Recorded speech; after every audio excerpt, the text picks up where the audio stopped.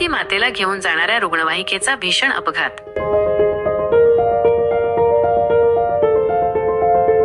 आरोग्य विभागाच्या ढिसाळ कारभाराचा पर्दाफाश।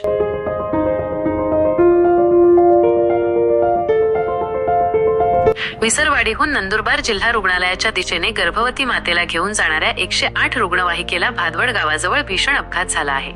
भरधाव वेगात असलेल्या या रुग्णवाहिकेने थेट रस्त्यालगतच्या एका दुकानाला धडक दिली। यात दुकानाचे मोठे नुकसान झाले असून गरीब कुटुंबियांवर आर्थिक संकट कोसळले आहे।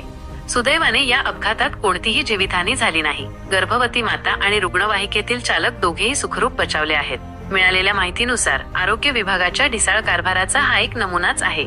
ही रुग्णवाहिका जुनी आणि भंगार अवस्थेत होती।